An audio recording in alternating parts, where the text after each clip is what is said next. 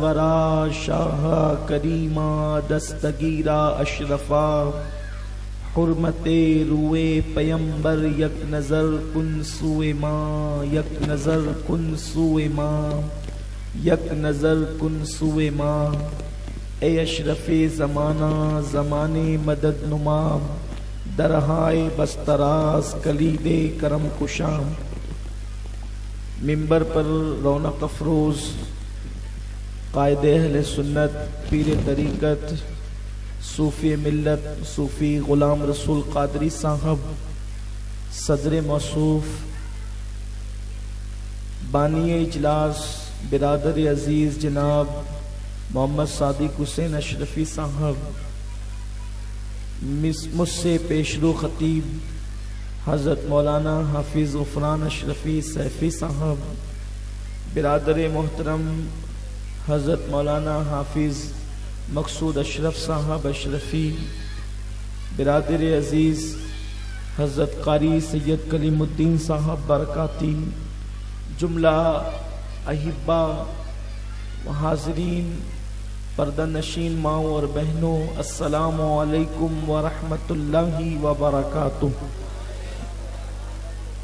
نہایتی ادب اور احترام کے ساتھ ہم سب کے آقا و مولا انیس بے کساں چارہ ساز درد منداں ہم غریبوں کے غم گسار ہم فقیروں کے ثروت مصطفیٰ جان رحمت شم بزم ہدایت شب اسرا کے دولہا نوشے بزم جنت دانائے سبل مولائے کل ختم الرسل خسرو خوباں سیاہ لامکاں وجہ کن فکاں در اللہ المکنون سر اللہ المخصون سبحان اللہ سبحان عالم ماکانہ و کسبنا میں جس طریقے سے میں پڑھا ہوں آپ بھی میرے ساتھ مل کر بآواز بلند پڑھیں الصلاۃ والسلام علیک یا رسول اللہ الصلاۃ والسلام علیک یا رسول اللہ الصلاۃ والسلام علیک یا نبی اللہ الصلاۃ والسلام علیک یا نبی اللہ الصلاۃ والسلام علیک یا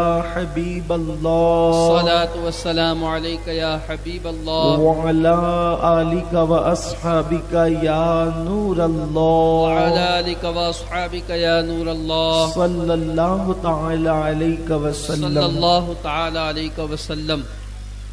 مجھ سے پہلے خطابات ہو چکے ہیں اور اب ایسی تقریر پیر طریقت صوفی ملت صوفی غلام رسول قادری صاحب کر چکے ہیں کہ اب اس تقریر کے بعد میں کیا کوئی تقریر کر سکتا ہوں۔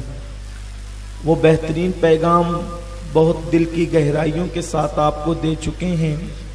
اللہ تبارک و تعالی ہم سب کی محبتوں کو قائم رکھے آمین۔ اس برستی ہوئی بارش میں حضور سیدی مرشدی آقائی و مولائی سیدنا مخدوم اشرف میر سید محمد اشرف جہانگیر سمنانی رضی اللہ تعالیٰ عنہ کی بارگاہ میں ہم سب کی حاضری کو قبول فرمائے۔ سالانہ یہ عرس کی تقریب ہے۔ عظمت اولیاء اور حضور مخدوم پاک پہ کچھ باتیں پیش کرنی ہے۔ اس پروگرام کے فوراً بعد پھر مرکز پہ بھی مجھے حاضر ہونا ہے، اس لیے میں صرف چند تمہیدی کلمات کے فوراً بعد سیدنا مخدوم اشرف جہانگیر سمنانی رضی اللہ تعالیٰ عنہ کی بارگاہ میں خراج عقیدت پیش کرنے کی سعادت حاصل کرنا چاہتا ہوں۔ یہ بڑا پرفتن دور ہے۔ اس دور میں انبیاء کرام کے حوالے سے، اولیاء کرام کے حوالے سے، صحابہ کے حوالے سے، اہل بیت کے حوالے سے مختلف عقائد و نظریات میں لوگ منقسم ہو گئے، تقسیم ہو گئے ہیں، اور کم علمی کی وجہ سے لوگوں کے اندر عجیب خیالات اور عجیب نظریات پیدا ہو رہے ہیں۔ اور یہ جو خیالات اور نظریات کی تقسیم ہے، بالخصوص بر صغیر کے اندر وہ انگریزوں کی نحوست ہے۔ انگریز جب ہندوستان آیا تو اس نے بہت ساری چیزیں جو ملک ہندوستان کے اندر پھیلائی، اس میں سے ایک چیز یہ ہے کہ اہل حق کے عقیدے کو بھی انگریزوں نے متزلزل کرنے کی کوشش کی، اور یہ ناسور لوگوں کے اندر اتنا بڑا کہ اب لوگ اولیاء اللہ کے حوالے سے، انبیاء، صحابہ اور اہل بیت کے حوالے سے مختلف نظریات میں تقسیم ہو گئے۔ میرے پیارے آقا صلی اللہ علیہ وسلم کے پیارے دیوانوں، اولیاء اللہ کی عظمت کے حوالے سے لوگوں کے دلوں کے اندر کبھی کبھی یہ خیالات آتے ہیں کہ کیا اللہ کا ولی قبر میں جانے کے بعد کسی کی مدد کر سکتا ہے؟ کیا اللہ کا ولی ہماری فریاد کو سن سکتا ہے؟ کیا اللہ کا ولی ہمارے دلی جذبات کو محسوس کر سکتا ہے؟ اس پر اس کی نظر ہمارے دل پر پڑ سکتی ہے؟ یہ ایسے عقائد ہیں کہ اللہ کا ولی دے سکتا ہے، مدد کر سکتا ہے، ہماری سن سکتا ہے۔ یہ ساری چیزیں، اس میں 1857 سے پہلے ہندوستان کے اندر کوئی اختلاف تھا ہی نہیں۔ ہندوستان کے لوگ اس بات کو دل و جان سے مانتے تھے، اس نظریے پر یقین رکھتے تھے، اولیاء اللہ کے ماننے والے تھے، اور اس کی وجہ یہ تھی کہ لوگوں کی نگاہیں قرآن اور حدیث پر تھی۔ میرے پیارے آقا صلی اللہ علیہ وسلم کے پیارے دیوانوں، اولیاء اللہ سے رشتہ جوڑنا، یہ اس رشتہ جوڑنے والے کا فائدہ ہے، ہمارا فائدہ ہے، کیونکہ قرآن نے کہا یا ایھا الذین آمنوا اتقوا اللہ وکونوا مع الصادقین، اے ایمان والو اللہ سے ڈرو اور سچوں کے ساتھ ہو جاؤ، صادقین کے ساتھ ہو جاؤ۔ میرے آقا صلی اللہ علیہ وسلم کے دیوانوں، قرآن مقدس نے صادقین کی تشریح واضح طور پر فرمائی۔ کیا فرمائی؟ انعم اللہ علیہم من النبیین والصدیقین والشہداء والصالحین، کہ وہ لوگ جو سچے ہیں، انعام یافتہ ہیں، وہ انبیاء کی جماعت ہیں، صدیقین کی جماعت ہیں، شہداء کی جماعت ہیں، صالحین اور اولیاء کی جماعت ہیں۔ قرآن مقدس میں الگ الگ مقام پر اللہ نے ولیوں کی عظمت بیان فرمائی۔ کہیں پر اصحاب کہف کا تذکرہ کیا اور اصحاب کہف کی عظمت کو بیان کیا، بلکہ میرے رب نے وہ کتا جو ولیوں کی چوکھٹ پر وفا کے ساتھ بیٹھ گیا، رب نے اس کے بھی جنتی ہونے کا اعلان کر دیا۔ وفا کے ساتھ بیٹھنے والے کتے کو بھی میرے اللہ نے جنتی ہونے کا اعلان کر دیا۔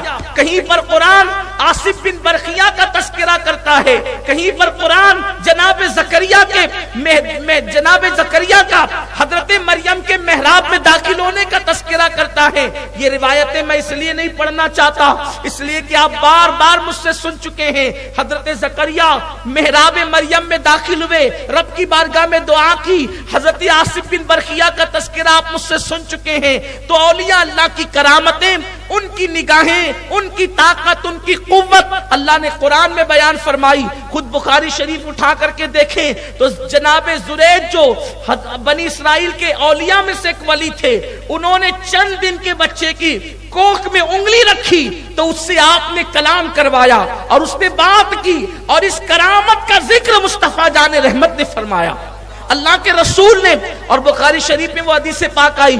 اسی طریقے سے اور بھی روایتیں موجود ہیں، لیکن اس کی طرف نہیں جاتا۔ میں چند روایتیں اس امت کے حوالے سے پڑھنا چاہتا ہوں۔ اللہ کے جو اولیاء ہیں، اللہ کے جو برگزیدہ بندے ہیں، اللہ کے جو مقرب بندے ہیں، اللہ نے ان کو ایسی نگاہ عطا کی ہے کہ وہ ہمارے دلوں کو بھی دیکھتے ہیں، دل کے جذبات کو بھی دیکھتے ہیں۔ آپ اٹھا کر حدیث پاک دیکھیں، ایک شخص راستے سے چلتے ہوئے گزر رہا تھا، ایک خوبصورت عورت پر اس کی نظر پڑی، اس نے اس عورت کو گندی نظر سے دیکھا، اور دیکھنے کے بعد سیدنا عثمان غنی کی بارگاہ میں آیا۔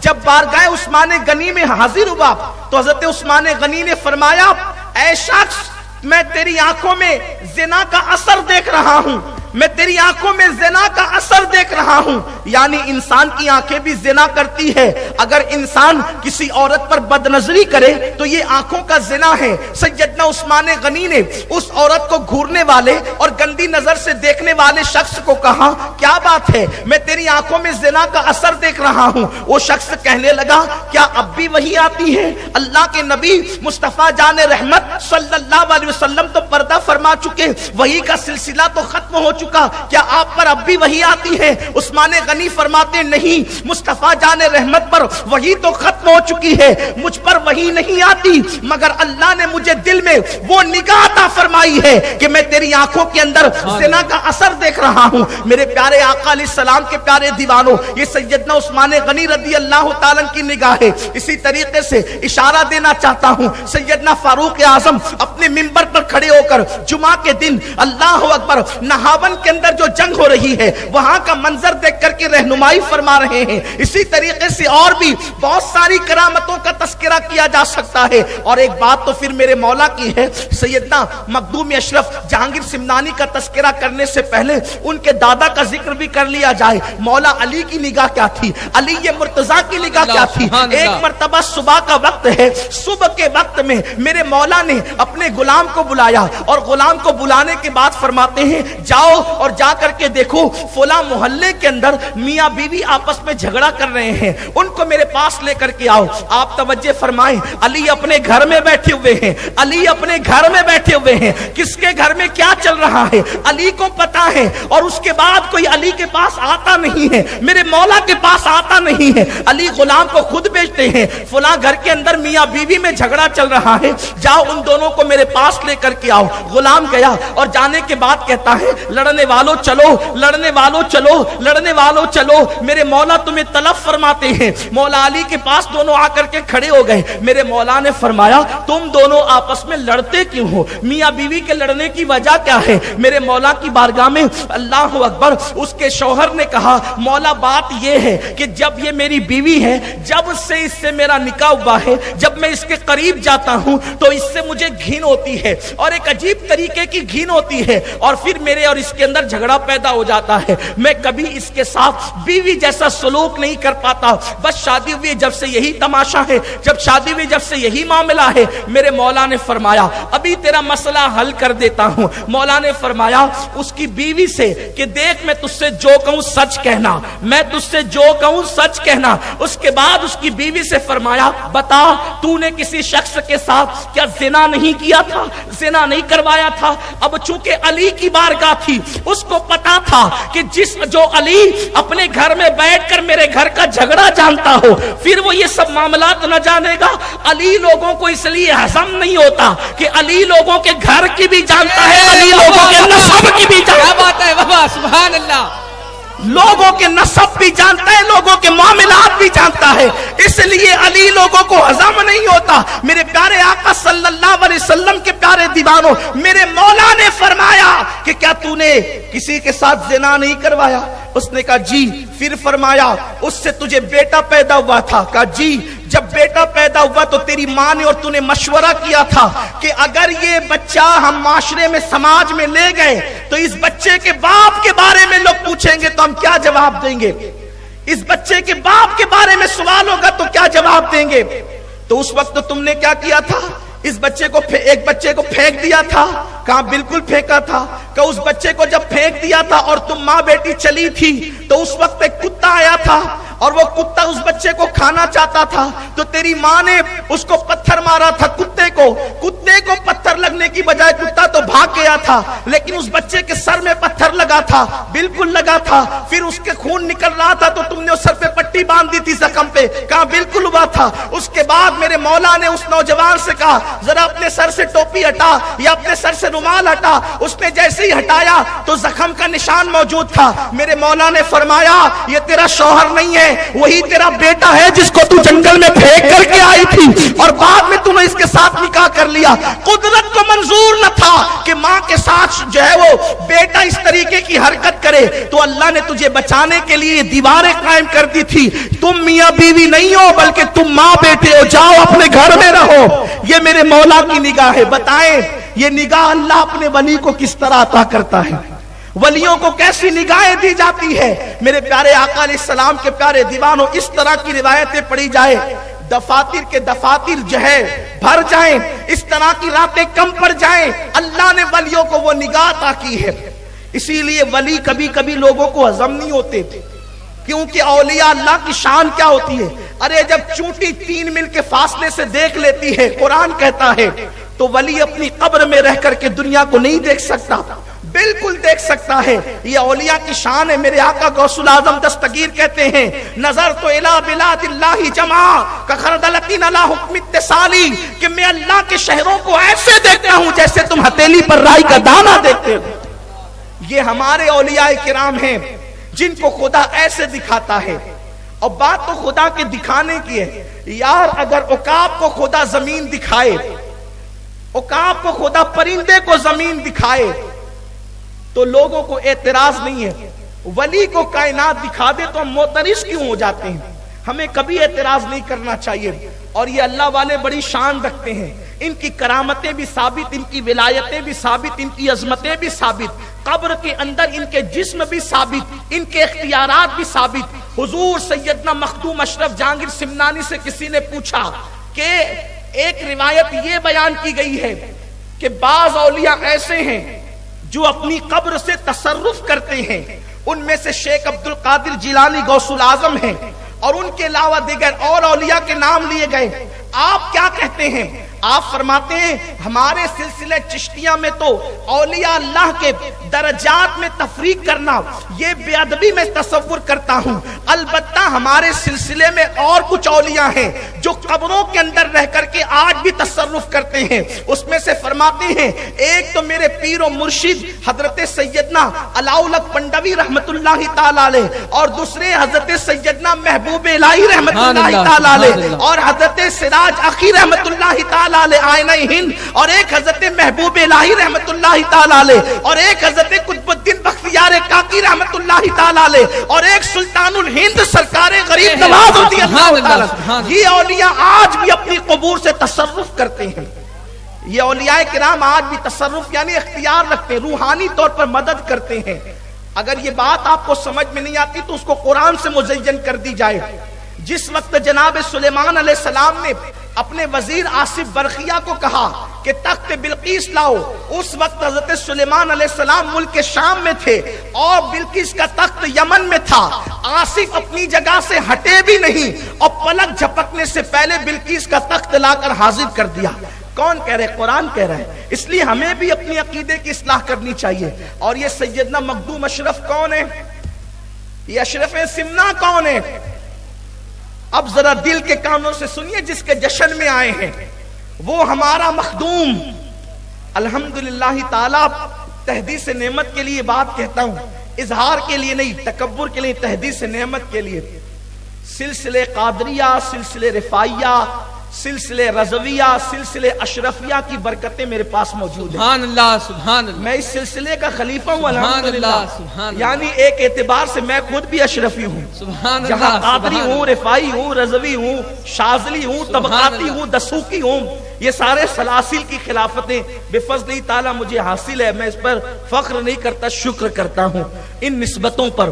اور جو اتنا ڈوب کر جو بزرگوں کا تذکرہ کرتا ہوں، چونکہ ہر بزرگ سے نسبت ہے، تو چونکہ میں اس اعتبار سے ان کا مرید ہوتا ہوں. حضرت بابا تاج الدین رحمت اللہ علیہ کی ہمیں کل حاضر تھا.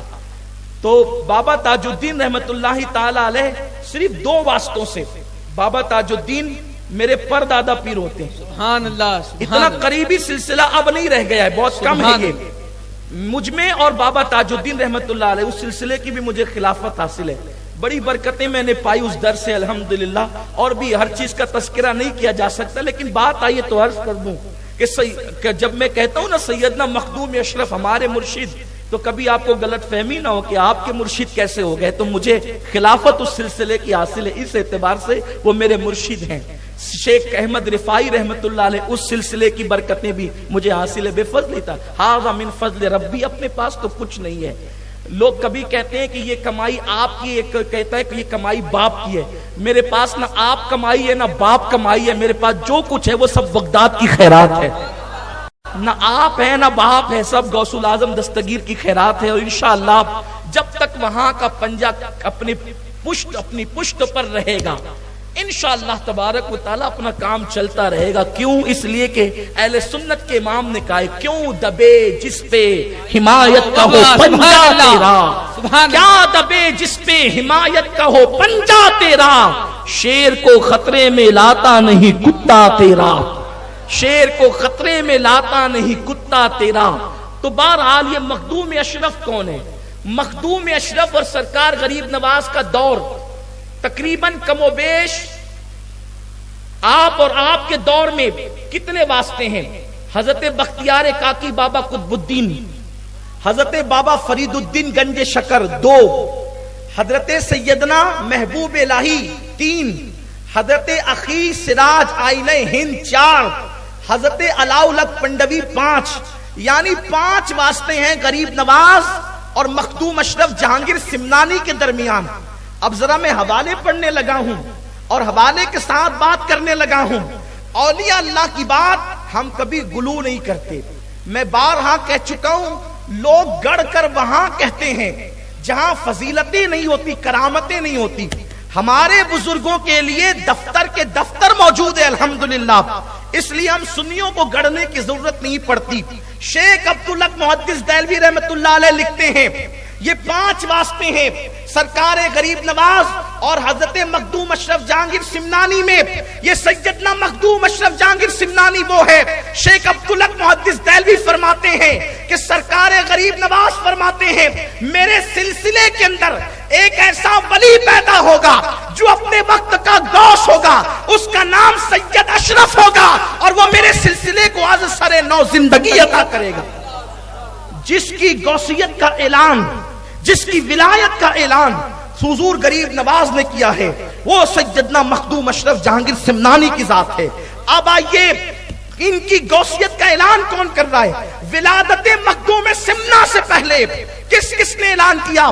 ابھی آپ نے غریب نواز کا نام سنا، ہم سنیوں کے لیے تو غریب نواز کا نام ہی کافی ہے، اور تحقیق کے لیے محقق علی الاطلاق شیخ عبدالحق محدث دہلوی کا حوالہ کافی ہے۔ لیکن اب آ جائیے اس بارگاہ کی طرف جس کو غوث العظم دستگیر کی بارگاہ کہتے ہیں، جس کو غوث العظم دستگیر کی بارگاہ کہتے ہیں۔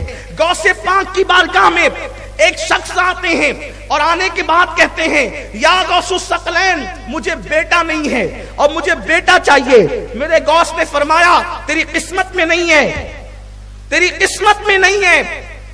اس نے کہا حضور اگر قسمت میں ہوتا تو آپ کے پاس کیوں آتا؟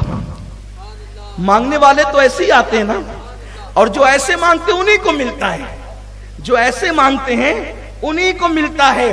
اس لیے کہ عقل عیار ہے 100 بھیس بدل لیتی ہے۔ عقل کی طرف مت جائیے، عقل کے گھوڑے مت دوڑائیے، عشق کی طرف آئیے، عشق کی طرف آئیے، اس لیے کہ عشق کھینچ کر منزل پر پہنچاتا ہے۔ عشق وہ ہے جو منصور بناتا ہے، عشق وہ ہے جو سرمست بناتا ہے، عشق وہ ہے جو بارگاہ جنیدی تک لے جاتا ہے، عشق وہ ہے جو صابر کلیر بنا دیتا ہے، عشق وہ ہے جو عبد القادر جیلانی کو غوث العظم دستگیر بنا دیتا ہے۔ ہاں یہ عشق کی بات ہے، اہل عشق کی شان ہی جدا ہے۔ عشق وہاں لے جاتا ہے جہاں پر بڑے بڑوں کے بازو تھک جاتے ہیں۔ اللہ اکبر۔ تو آنے والے نے کہا اگر قسمت میں ہوتا تو آپ کے پاس کیوں آتا، تقدیر میں ہوتا تو یوں ہی مل جاتا۔ اور اولیاء اللہ تقدیر پڑھتے ہیں، اولیاء اللہ تقدیر پڑھتے ہیں۔ مولانا روم اپنی مثنوی میں کہتے ہیں کہ اولیاء اللہ کے سامنے لوح محفوظ سامنے ہوتا ہے، بالکل سامنے ہوتا ہے، وہ پڑھتے ہیں۔ اب آپ کہتے ہیں کیسے پڑھتے ہیں؟ یہ بات آج کے دور میں سمجھنا سمجھانا بہت آسان ہو گیا ہے۔ اگر کوئی آج سے 100 سال پہلے کہتا، 100 سال بھی نہیں بلکہ 50 سال پہلے کہتا کہ ایک ایسا آلہ ایجاد ہوگا کہ سعودی میں بیٹھ کر کے ایک بندہ بغیر وائر کے مالیگاؤں والے سے بات کرے گا، کوئی وائر وغیرہ نہیں ہوگا، چھوٹا سا ایک آلہ ہوگا، اس سے بات ہوگی، تو لوگ کہتے چل بھائی صبح سے کوئی ملا نہیں تھا کیا تجھے؟ ہم ہی ملے تھے بیوقوف بنانے کے لیے۔ لیکن آج ہو رہا ہے نا ایسا، لوگ بات کرتے ہیں موبائل سے اور پتہ نہیں آگے آگے کیا کیا ایجاد ہوگا، اور جیسے جیسے ایجادات بڑھتی جائے گی ویسے ویسے جو ہے وہ دلیلیں منکشف ہوتی جائے گی، لوگوں کو سمجھنا سمجھانا آسان ہوتا جائے گا۔ جب سیٹلائٹ کی اتنی مضبوط طاقت ہے کہ اس نے سعودی میں بیٹھنے والے کو مالیگاؤں والے سے قریب کر دیا، سنوا بھی دیا، بلکہ اب تو سننا نہیں، اب تو لوگ دیکھ بھی لیتے ہیں۔ اگر آپ کے نزدیک دیکھنا جائز ہے تو آپ دیکھ بھی لیتے ہیں۔ آپ بیٹھ کر کے دیکھتے ہیں نا کہ کس سے بات ہو رہی ہے، کس سے نہیں ہو رہی، یہ سب چیزیں آپ کر لیتے ہیں نا، یہ سب چیزیں ہو رہی ہے۔ اور پھر اس کے بعد وہ کیسے رو کر بول رہا ہے یا ہنس کے بول رہا ہے یا وہ مذاق کر رہا ہے، وہ سب چیزیں آپ کے سامنے ہوتی ہیں۔ اس کے پیچھے مکۃ المکرمہ کے اندر خانہ کعبہ ہے، کعبہ کی دیواریں، یہ سب بھی تو آپ دیکھ لیتے ہیں۔ یہاں بیٹھ کر آپ کعبہ کی دیواریں دیکھ لیتے ہیں۔ کیوں بھائی؟ اتنی قریب ہو گئی دنیا، بلکہ لوگوں نے کیا کہا، دنیا سمٹ گئی، مٹھی میں آ گئی دنیا، گلوبل ولیج ہو گئی دنیا، ایک چھوٹا سا گاؤں ہو گئی دنیا، یہ حال ہو گیا دنیا کا۔ اب آپ بتائیں، انسان کے بنائے ہوئے ایک چھوٹے سے آلے پر لوگوں کو اتنا یقین ہے اور اللہ تبارک و تعالیٰ کے ولیوں پر لوگوں کو یقین نہیں ہے۔ یہ آپ دیکھ سکتے ہیں، یہاں بیٹھ کر کے کعبہ دیکھ سکتے ہیں آپ موبائل کے ذریعے سے۔ اگر کہہ دو کہ ولی لوح محفوظ دیکھتا ہے تو کہتے ہیں یار دنیا کی مثال مت دیجیے، آپ کوئی دلیل دیجیے، دلیل دو تو کہتے ہیں کہ یہ ایسی اور یہ ویسی ہے۔ لیکن لوگوں کو بتائے کیسے کہ میرے بھائیوں مانو مانو مانو، ماننے میں بھلائی ہے، کیونکہ ماننے والا ابو بکر صدیق بنتا ہے اور انکار کرنے والا ابو جہل بنتا ہے۔ اس لیے مانو، حق کو مانو، قبول کرو حق کو، حقانیت کو قبول کرو۔ حق قبول کرنے والا عمر ابن خطاب بنتا ہے، حق کا انکار کرنے والا ابو لہب بنتا ہے۔ حق کو مانو، حق کو ماننے والا سلمان اور بلال بنتے ہیں، حق کا انکار کرنے والے عتبہ اور شیبہ بنتے ہیں۔ حقانیت کو ماننا پڑے گا، حقانیت کو مانو، قبر میں نجات ہوگی، حشر میں نجات ہوگی، رسول اللہ کی شفاعت ہوگی، اولیاء کا فیضان ہوگا۔ اس لیے حق کو مانو۔ آنے والا کہتا ہے غوث الاعظم دستگیر سے، سرکار قسمت میں ہوتا تو آپ کے پاس کیوں آتا؟ غوث پاک نے کہا اچھا ٹھیک ہے، میری پشت میں ایک بچہ ہے، میں چاہتا ہوں کہ وہ تجھے دے دوں، دعا کرتا ہوں اللہ وہ تجھے دے دے، بیٹا میرا ہوگا اور تیرے صلب سے پیدا ہوگا۔ ٹھیک ہے میں نے تجھے دیا، لے جا۔ دعا کر دی اللہ جو میرے حصے کا اس کو دے دے۔ پھر وہ بچہ پیدا ہوا، اسی کو دنیا شیخ محی الدین ابن عربی کہتی ہے۔ یہ شیخ محی الدین ابن عربی کون ہے؟ جن کو سید المکاشفین کہا جاتا ہے۔ کیا مطلب سید المکاشفین کا؟ یہ سید المکاشفین کا مطلب یہ ہے کہ جن لوگوں کو کشف ہوتا تھا، کشف، تو اہل کشف کے سردار کا نام ہے شیخ محی الدین ابن عربی۔ ان کی کتابیں پڑھی جاتی ہیں نا تو عقل حیران ہو جاتی ہے، ایسی ایسی باتیں انہوں نے لکھی ہے کتابوں کے اندر، اور وہ غیب کی خبریں لکھی ہے، انہی کا حصہ ہے، جو پڑھنا چاہتا ہے وہ اس کی طرف رجوع کر سکتا ہے۔ تو میرے پیارے آقا علیہ السلام کے پیارے دیوان، وہ سید المکاشفین شیخ محی الدین ابن عربی یعنی غوث الاعظم دستگیر کی مانوی اولاد، وہ فرماتے ہیں، اب سنیے، وہ فرماتے ہیں کہ میں حج کے لیے گیا اور میں کعبے کا طواف کر رہا تھا۔ کون؟ شیخ محی الدین ابن عربی، یہ غوث الاعظم کے دور کے ہیں۔ غوث پاک کی بارگاہ میں ان کے والد آئے تھے بیٹا مانگنے کے لیے، غوث پاک کی دعا سے پیدا ہوئے، غوث پاک نے ان کو مانوی اولاد کہا۔ خود اتنے بڑے مرتبے پر فائز ہیں کہ صوفیہ کے سردار کہے جاتے اپنے دور کے اندر۔ وہ فرماتے ہیں میں حج کے لیے گیا، اور جب حج کے لیے گیا کعبے کا طواف کر رہا تھا، بھیڑ بہت تھی، اسی بھیڑ کے اندر میں نے دیکھا ایک بندہ کعبے کا طواف کرتے ہوئے آیا، اور لوگ ہٹتے جاتے تھے اور وہ آگے بڑھتا جاتا تھا، لوگ ہٹتے جاتے تھے وہ آگے بڑھتا جاتا تھا اور آسانی سے طواف کرتا جاتا تھا۔ میں نے سوچا اس کے اندر جسم ہے کہ نہیں کہ یہ روح ہی طواف کر رہی ہے۔ جب طواف مکمل ہوا تو میں نے اس کو سلام کیا، اس نے کہا وعلیکم السلام یا محی الدین ابن عربی۔ اس وقت میں نے پوچھا حضرت آپ جانتے ہیں اس دور کا غوث کون ہے؟ کیونکہ ہر دور میں غوث ہوتا ہے، یاد رکھنا ہر دور میں ولیوں کا سردار غوث ہوتا ہے، لیکن غوث الاعظم اب کوئی نہیں ہو سکتا، اس لیے کہ غوثیت کے منصب پر مولا علی تھے، ان کے بعد امام حسن، ان کے بعد امام حسین، یعنی غوث اعظم کی منزل پر غوثیت کبریٰ کی منزل پر. ان کے بعد حضرت امام حسین, ان کے بعد امام زین العابدین, ان کے بعد امام محمد باقر, ان کے بعد امام محمد جعفر, ان کے بعد امام موسیٰ کاظم, ان کے بعد امام موسیٰ کاظم علی رضا, ان کے بعد امام تقی, امام نقی, امام حسن عسکری, اور ان کے بعد غوثیت کبریٰ کے مقام پر سرکار غوث العظم دستگیر شیخ عبد القادر جیلانی فائز ہوئے ہیں. اور اب قیامت تک امام مہدی کی آمد تک کے اس منصب پر حضور غوث العظم شیخ عبد القادر جیلانی رہیں گے. سبحان اللہ. غوث وقت ہوتا ہے لیکن غوث اعظم یہی لوگ ہیں جن کا ذکر میں نے کیا. اب غوث اعظم کوئی نہیں ہو سکتا. امام مہدی تک, امام مہدی کی آمد ہوگی, وہ غوثیت کبریٰ کے مقام پہ فائز ہوں گے. یہ صوفیہ کا نظریہ ہے. لیکن غوث کوئی ہوتا ہے زمانے کا غوث, اور جتنے زمانے کے غوث ہوتے ہیں وہ صرف سادات میں ہوتے ہیں, حضور کی اولاد میں ہوتے ہیں. بہت سارے لوگوں کا نظریہ یہی ہے کہ جو غوث ہوتا ہے وہ خاندان رسول میں صرف ہوتا ہے. بعض لوگوں نے اس کے علاوہ بھی تحقیق کی ہے, میں کسی کی تحقیق کا منکر نہیں, لیکن بات جو کہہ رہا ہوں اپنے ذوق کی وہ یہ ہے. تو اس وقت شیخ محی الدین ابن عربی نے جو کعبے کا طواف جلدی جلدی کر رہا تھا اور لوگ ہٹتے جاتے تھے, ان سے پوچھا حضرت غوث کون ہے اس زمانے کا, معلوم ہے آپ کو؟ تو اس نے کہا کہ ہاں معلوم ہے. فرمایا اس زمانے کا غوث میں ہوں. وہ جو جلدی جلدی طواف کر رہے تھے نا, شیخ محی الدین ابن عربی کے پوچھنے میں کہا اس وقت کا غوث میں ہوں, اور میرے بعد جو غوث ہوگا وہ جلال الدین ہوگا. شیخ محی الدین ابن عربی سے کہا ابھی تو میں غوث ہوں, میرے بعد جو غوث ہوگا وہ جلال الدین ہوگا, اور اس کے بعد جو غوث آئے گا وہ سید محمد اشرف جہانگیر ہوگا. ابھی پیدا بھی نہیں ہوئے غوث حضرت مخدوم اشرف جہانگیر سمنانی, یعنی غوث وقت. اسی لیے دنیا ان کو غوث العالم کے لقب سے جانتی اور پہچانتی ہے. میرے پیارے آقا صلی اللہ علیہ وسلم کے پیارے دیوانوں, وہ غوث العالم حسینی گھرانے میں پیدا ہوئے. نسب ماں کی طرف سے حسنی تھے اور والد کی طرف سے حسینی تھے, اور آپ کی ولادت سے پہلے رسول اللہ نے ان کی امی کو بشارت دی اور نام بھی کہا کہ محمد اشرف نام رکھنا. یہ بشارت دی آپ کو. اور پھر بڑی آپ کی زندگی ہے. بچپنے میں صرف 5 سال کی عمر میں آپ نے 7 روایتوں سے قرآن کو حفظ کر لیا تھا, اور قرآن مقدس صرف 7 مہینے میں حفظ کیا تھا. آپ نے قرآن مقدس 7 مہینے میں حفظ کیا تھا.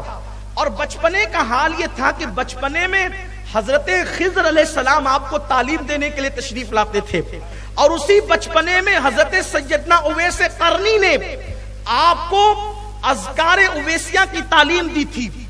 بچپنے میں یہ سب چل رہا. ابھی پیر و مرشد سے ملے نہیں ہیں, مرشد سے کوئی ملاقات نہیں ہوئی ہے. یہ مخدوم اشرف جہانگیر سمنانی ہے. اور پھر آپ جب سمنا کا تخت کو چھوڑ دیتے ہیں, پھر ہندوستان کی طرف نکلتے ہیں, مختلف بارگاہوں کے اندر آپ جو ہے وہ حاضریاں دیتے ہیں, ملاقاتیں کرتے ہیں.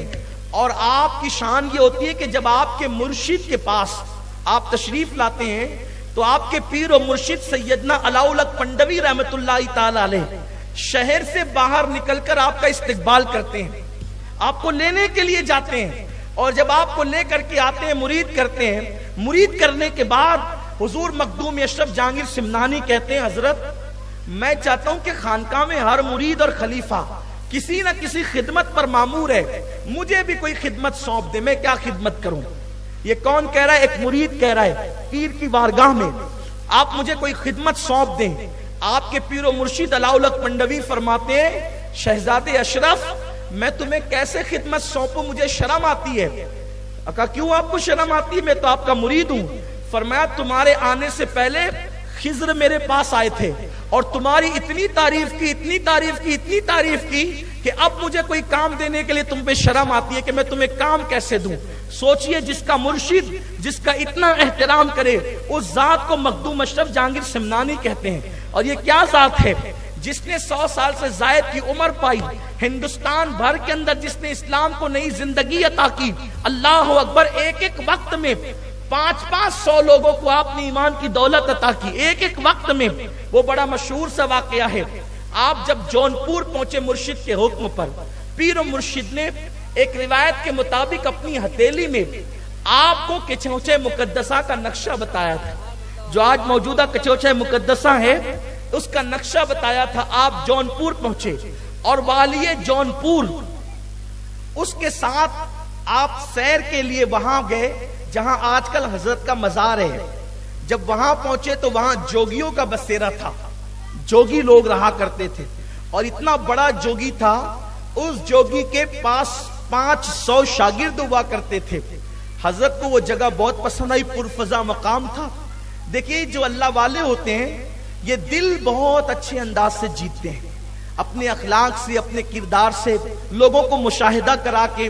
حضرت مخدوم اشرف جہانگیر سمنانی نے والی جونپور سے، امیر جونپور سے کہا کہ یہ جو جگہ ہے یہاں تالاب ہے اور پرفضا مقام ہے، مجھے یہ پسند آتا ہے اور یہی میرے مرشد نے بتایا ہے۔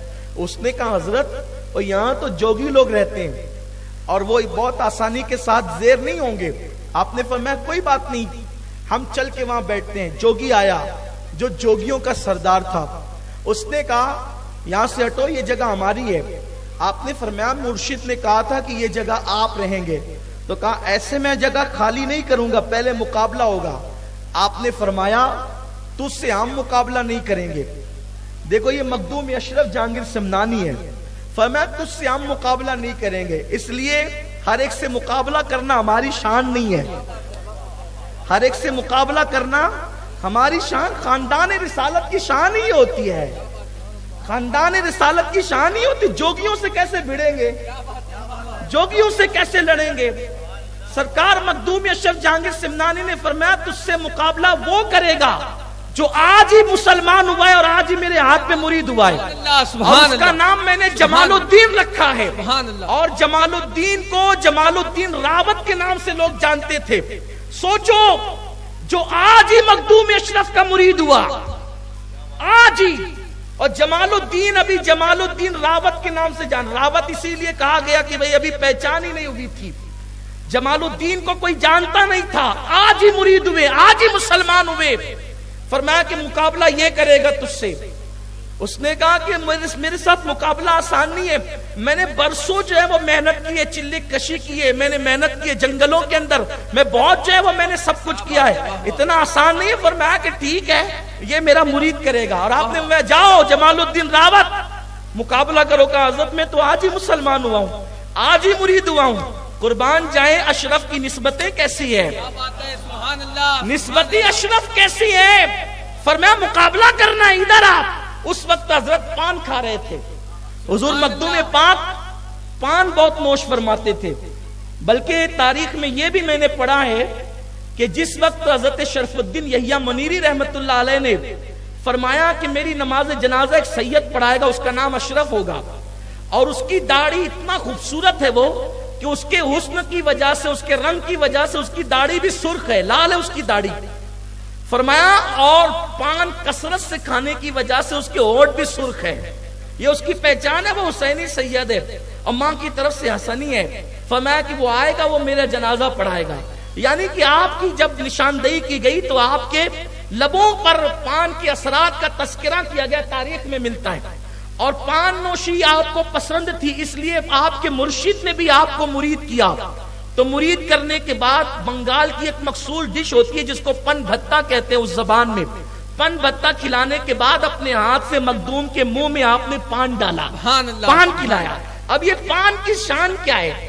میری جماعت کے بہت بڑے عالم علامہ فیض احمد اویسی نے لکھا پان کی شان، ایک رسالہ ہی لکھا پورا، وہ انہوں نے اپنے طور پہ پان کی شان لکھی، لیکن اب مخدومی پان کی شان کیا ہے؟ اب وہ ذرا اس فقیر قادری سے سن لیجیے آپ، مخدومی پان کی شان کیا ہے؟ اللہ اکبر۔ مخدوم پاک سے مرید نے کہا حضور میں تو آج ہی مرید ہوا ہوں، اس سے مقابلے کے لیے کیسے جاؤں؟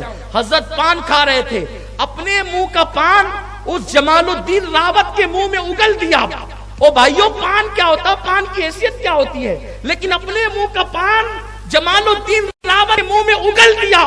تو جیسے ہی جمال الدین راوت کے منہ میں آپ نے پان اگلا، جمال الدین کو ایک طاقت آ گئی اور آپ مقابلے کے لیے بغیر خوف و خطر کے چل دیے۔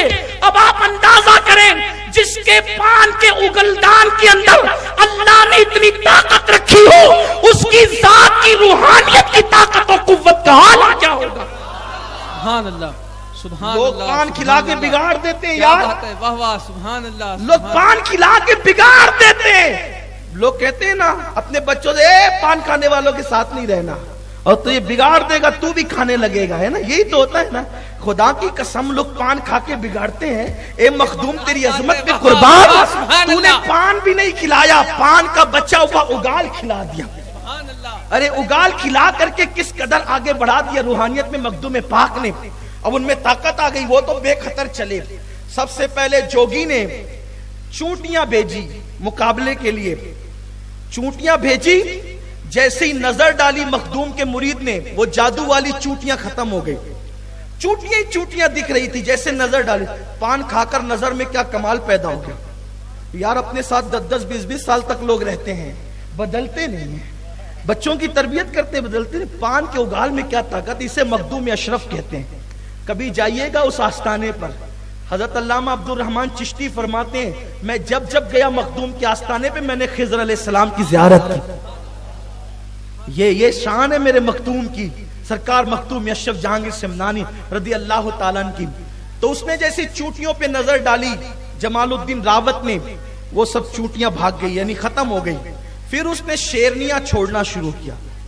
شیرنیاں جیسے اس نے چھوڑا تو جہاں تک دیکھو شیرنیاں ہی شیرنیاں نظر آتی. شیرنی مطلب شیر کی مادہ. اس نے شیرنیاں ہی. لکھنے والوں نے بہت پیارا جملہ لکھا ہے کہ وہ جوگی کی شیرنیاں اشرف کے شیر نر کے سامنے کب ٹک سکتی تھی. تو مخدوم اشرف کے لال نے، ان کے مرید نے جیسے ہی نظر ڈالی اس کی شیرنیاں بھی ختم ہو گئی. اس کی شیرنیاں سب ختم ہو گئی چونکہ وہ جادو سے تھی. پھر اس نے اپنا سونٹا اٹھایا. سونٹا سمجھتے ہیں نا؟ یہ سونٹا جان بوجھ کے کہہ رہا ہوں. سونٹا ہی کہتے ہیں. ڈنڈا سونٹا اٹھایا اور اس کو اس نے ہوا میں اچھالا. جیسی ہوا میں اچھالا تو اس کا ڈنڈا اڑنے لگا. اس کا ڈنڈا، میرے جیسا خطیب ہوتا تو اب بتائیں اس کا کام ہی کیا تھا وہاں. آپ لوگ کہتے ہیں نا ولیوں کا کیا کام ہے، ولیوں کی کرامت کیوں ہے. تو ولیوں کو جن کے مقابلے میں بھیجا گیا تھا وہ لوگ ایسے تھے. جوگی لوگ بھی جنگلوں میں منتر جنتر کرتے کرتے اتنی ترقی کر جاتے تھے جادو کے اندر کہ وہ اپنے ڈنڈے بھی اڑاتے تھے. اب کمزور لوگ دیکھیں تو وہ بگڑ جائیں. تو جب ان کے ڈنڈے جادو سے اڑتے تھے تو اللہ تبارک و تعالیٰ نے ولیوں کو اس کے مقابلے میں کرامت عطا کی تھی، تاکہ جب ان کے ڈنڈے اڑے تو ان کے ڈنڈوں پر قابو پانے کے لیے ان کے ڈنڈے کام کریں. کیونکہ مناظرے کے مقابلے میں مناظر چاہیے، مقرر کے مقابلے میں مقرر چاہیے، مدرس کے مقابلے میں مدرس چاہیے. لیکن جادو کے مقابلے میں تقریر تھوڑی چلے گی، جادو کے مقابلے میں تدریس نہیں چلے گی، جادو کے مقابلے کے اندر خطابات نہیں چلیں گے. جادو کے مقابلے میں تو پھر کرامت چاہیے نا. تو اب جب اس نے ڈنڈا اڑایا اپنا، تو پھر حضرت جمال الدین راوت نے کہا میرے مخدوم کا عصا لاؤ. جب مخدوم پاک کا عصا لایا گیا تو جمال الدین راوت نے اس کو بھی اڑا دیا. اب جب وہ اڑا، اب یہ بھی ڈنڈا اڑ رہا ہے جادو سے اور یہ بھی عصا اڑ رہا ہے. اب دونوں کے اڑنے میں فرق کیا ہے؟ جہاں کرامت آ جاتی ہے وہاں جادو نیچے ہو جاتا ہے. مخدوم اشرف کا ڈنڈا اڑا اور اس کے ڈنڈے کی خوب پٹائی کی اور اس کو نیچے لایا. جب اس کا ڈنڈا نیچے آیا تو ہوش میں آ گیا. اور آنے کے بعد جمال الدین راوت سے کہا ہم ہار گئے، آپ جیت گئے، اب ہم مخدوم کی بارگاہ میں چلنا چاہتے ہیں. ان کا ہاتھ پکڑا جمال الدین راوت نے اور اس کے بعد لا کر کے جیسے ہی قدموں میں ڈال دیا. مخدوم پاک نے کہا کلمہ پڑھو. اس نے کلمہ پڑھا. اس دن 500 جوگیوں نے حضرت مخدوم اشرف جہانگیر سمنانی کے ہاتھ میں کلمہ پڑھا، اسلام قبول کیا اور اپنے مذہب کی ساری کتابیں لا کر کے جلا ڈالی. چند دنوں میں مخدوم پاک کی توجہ نے ان 9 مسلم جوگیوں کو اللہ رب العزت کا ولی بنا دیا. یہ مخدوم اشرف جہانگیر سمنانی کا یہ ان کی کرامت ہے، یہ ان کی خدمت ہے، دینی خدمت. ایک دن میں 500 لوگ. اور بس ایک آخری بات عرض کر کے گفتگو مکمل کر لوں، ٹائم ہو چکا ہے. مخدوم پاک نے ہندوستان کی اکثر بلاد کا سفر کیا. اس میں آپ گلبرگہ شریف بھی تشریف لے گئے اور آپ کو شہروں میں گلبرگہ شریف سے بڑی محبت تھی، کیونکہ آپ کو اللہ تعالیٰ نے جو مقام غوثیت عطا فرمایا ہے وہ گلبرگہ شریف ہی میں عطا فرمایا ہے، یا مقام قطبیت جو عطا فرمایا گلبرگہ شریف. کہتے تھے گلبرگہ کی آب و ہوا بہت اچھی لگتی ہے. اس کی وجہ یہ تھی کہ حضور بندہ نواز گیسو دراز وہاں موجود تھے. آپ فرماتے تھے یہ گلے برگ ہے، آپ فرماتے تھے یہ شہر گلے برگ ہے. تو گلبرگہ شریف. اسی طرح آپ نے گجرات اور بہت سارے علاقوں کا دورہ کیا، بہار کا، بنگال کا، یوپی کا، دلی کا، آپ بہت سارے علاقوں میں سفر کرتے رہے۔ جب آپ سفر گجرات میں تھے، گجرات کے سفر میں تھے آپ، تو اس سفر میں آپ نے کیا دیکھا کہ ایک باغ کے قریب سے آپ اپنے ساتھیوں کے ساتھ، مریدوں کے ساتھ گزر رہے تھے۔ وہاں پر باغ کے اندر ایک فقیر تھا، فقیر، وہ بہت خوبصورت تھا، بہت خوبرو تھا، اور ظاہر سی بات ہے کہ جب انسان خوبصورت ہوتا ہے تو لوگوں کی توجہ اس کی طرف ہو جاتی ہے۔ تو خوبصورت فقیر کو دیکھ کر لوگوں نے باتیں شروع کی، یار کتنا خوبصورت ہے، کتنا خوبصورت ہے، کتنا خوبصورت ہے۔ مخدوم پاک نے فرمایا وہ فقیر جہاں کھڑا ہے نا، وہاں پر ایک بت خانہ ہے، اس کے اندر اس سے زیادہ خوبصورت کوئی چیز ہے، بہت خوبصورت، اس کے اندر ایک مورت رکھی ہوئی ہے، وہ بہت خوبصورت، اس فقیر سے زیادہ خوبصورت ہے۔ اور وہ جو مورت تھی وہ چائنا سے آئی تھی، چین سے۔ اس وقت تو شاید اس کو چائنا نہیں کہا جاتا ہوگا، چین ہی کہا جاتا تھا۔ چین والوں نے اس کو تراش، کیونکہ اہل چین بہت مہارت رکھتے تھے مورت کو تراشنے میں، تو اس کو تراش کر بھیجا تھا، اور اہل ہند نے اس کو وہاں رکھا تھا۔ ایک تو وہ مورت تھی اور بہت خوبصورت تھی، پتھر کی تھی، اور اس میں پتھر بھی بڑا خوبصورت تھا۔ جب کبھی کبھی مورت تراشی جاتی ہے تو مورت کے سامنے انسان کی صورت کچھ ہلکی لگنے لگتی ہے، کبھی کبھی مورت اتنی خوبصورت ہوتی ہے۔ تو وہ مورت کو کا تذکرہ، اچھا مخدوم باہر ہے، پہلی مرتبہ کا سفر ہے گجرات کا، اور آپ کہہ رہے ہیں اندر اس سے بہتر مورت ہے جو بہت خوبصورت ہے۔ اب حسن کا ذکر سنے اور کس کو تجسس نہ ہو کہ دیکھ لیں، جیسے مخدوم نے فرمایا کہ مورت ہے اور بہت خوبصورت ہے، تو لوگ تجسس کے ساتھ اندر داخل ہوئے۔ اب اندر اس مورت کو جیسے دیکھنے گئے تو ایک شخص تھے، ان کا نام نہیں لوں گا یہاں، ایک شخص تھے جو مخدوم پاک کے جو ہے وہ مریدوں میں تھے اور آپ کے شاگردوں میں تھے۔ سب نے مورت دیکھا، لیکن مورت سے بہت زیادہ وہ متاثر ہو گئے۔ وہ شخص نوجوان تھے، اور جانتے ہیں نا جب کسی کا دل کسی پر آ جائے تو وہ پاگل ہو جاتا ہے۔ عشق انسان کو پاگل کر دیتا ہے، عشق انسان کو مجنون کر دیتا ہے۔ مجنون کہتے ہی پاگل کو ہے، جنون پیدا کرتا ہے عشق۔ مورت سے محبت ہو گئی، مورت سے عشق ہو گیا، اور سب لوگ مورت دیکھ کر باہر نکلے، کیا خوبصورت ہے، کیا خوبصورت ہے۔ لیکن یہ صاحب اس مورت کا ہاتھ پکڑ کے کہتے چلنا چلنا چلنا، لیکن وہ تھی مورت، اس لیے کہ مورت کو کوئی چل نہ کہے تو مورت کیسے چل سکتی ہے؟ نہیں چل سکتی۔ وہ مورت کو مناتے رہے۔ تاریخ میں آیا ہے، مورخین نے لکھا ہے، مورخین نے کہاں تک انصاف کیا یہ تو وہ جانے، لیکن بہرحال ہم اہل عقیدت ہیں، ہم عشق کے بندے ہیں، کیوں بات بڑھائی ہے۔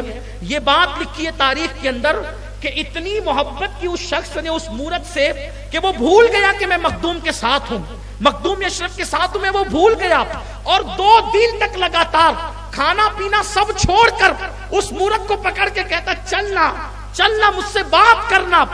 2 دن گزر گئے، مخدوم پاک نے کہا ارے وہ فلانا کہاں ہے، وہ فلانا کہاں ہے؟ لوگوں نے عرض کی حضور اس کا حال دیکھ لیں تو آپ بھی پر بھی عجیب کیفیت طاری ہو جائے۔